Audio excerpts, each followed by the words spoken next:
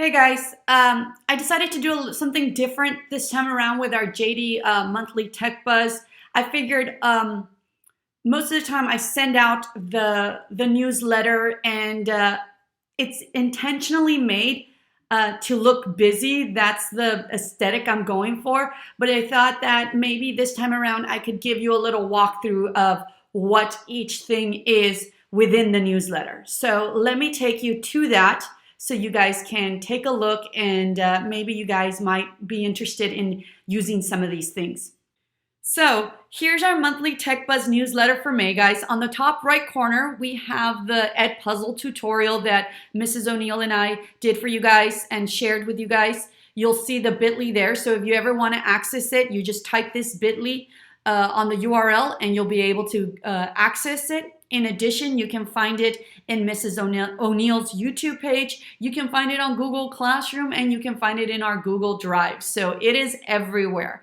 And so remember that Edpuzzle is all about flipping the learning and most importantly about remote learning. So that's where we're at right now. In addition, if you go over here to left of that, you have forced copy a Google Slides presentation. What's the purpose of that? Well, a lot of the times we create Google Slides presentations and we want to share them with our colleagues. And we always ask them, please make a copy because they're probably going to want to tailor it to meet the needs of their students, right? So we always ask them, please make a copy before you start editing it. Why? Because if they don't make a copy, they'll start editing your original, Google Slides presentation. Well, unfortunately, we forget and we get caught up and we start working on it and we've actually been working on our colleagues. So this is a quick little tip that'll help you and walk you through on how to force copy. That means when you share this presentation with your colleagues, when they try to open that link up, they're going to be prompted with make a copy. So as soon as they click on it, it's added to their drive and they can actually start working on it. They'll never have the original version of it. So if you're interested in that, there's a little information here, but if you want some more step-by-step instructions, you can always go to my YouTube channel on Mrs. Talk Techie, and I have a tutorial on that as well. I think it's like 4 minutes long, guys. Now, if we direct our attention to the bottom left-hand side, we have animate your Bitmoji.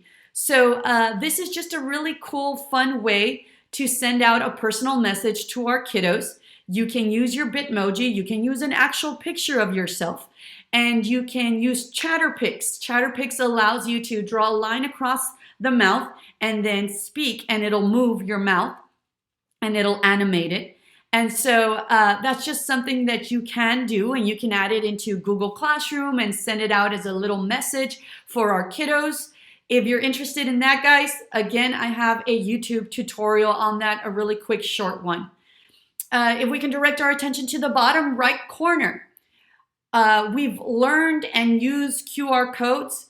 I just want to give you some web tools that are out there when it comes to QR codes so that you can pick and choose which one you prefer. So all of these web tools you can find if you just Google search for them, like the QR code generator, and it'll be the first one that pops up. What you have here is that it's showing that they can all generate a QR code. That means if you have a link and you want to make it a QR code, it has that ability. The customize is the ability to make that QR code and change the color of it. So if you want it to be like blue or you want it to be gradient, like an ombre, you can actually customize it. Or even if you want to add an image in the middle, these have that capability. The QR code monkey and Unitag QR allows you to do that. Finally, which of these web tools allow you to scan a QR code? So the QR code generator and QR code stuff has a feature that if you click on it, it opens up a QR scanner. So let's say we're back in the classroom and you give the kids a QR code on paper and you're working with Chromebooks. They can go to these web tools right here, these websites, and if they click on the QR scanner and they have the QR code on paper, they can actually put it on top like that on the web camera, and it'll scan it for them. So those are just little things that I wanted to give you guys. I've done the work of researching them, want to facilitate that for you guys. So if you ever need a QR code generator or a scanner, those are the ones you can take a look at. In addition, if we move on, guys, I always try to give you a tech, I call them tech trailblazers, people that are being innovative and influential as well. Here we have Alice Keeler, and Alice Keeler makes a lot of digital resources, and she's really innovative. She works a lot with Google as well. She's a keynote speaker. But one of the reasons why I decided to add her here today is because I was looking at her YouTube channel, and she was talking about customizing your Google Classroom header. So in your Google Classroom, you normally get to choose and customize it, but with the templates that are already there. Well, if you want to create your own customized header, banner, right? She walks you through how to do that, and she even gives you a template to work on. So this one right here is where you can get the template. It'll be a Google drawing. And this code right here, if you scan it, it'll give you her YouTube tutorial on how to customize your Google Classroom header.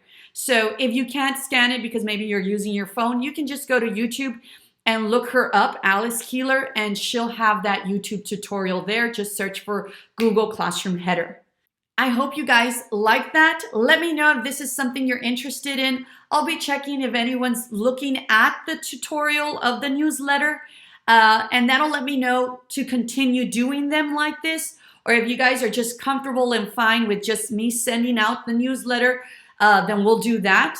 But just remember, guys, now more than ever, we need to shine brighter, like I said, more than ever, because we are in this remote learning stage, and we are the model technology campus. So we want to stand out. And most importantly, we want to grow. Now's the time to grow professionally. So I hope you guys enjoyed this. Let me know what you think. I'll try and I'll do my best next time to keep it shorter. Thanks, guys.